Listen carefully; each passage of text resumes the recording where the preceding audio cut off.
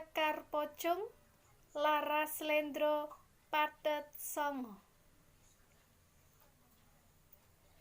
Ngèlmu iku kalakone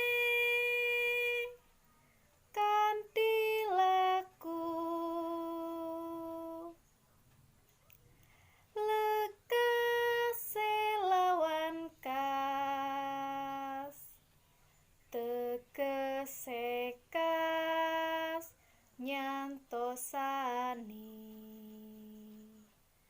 setya budya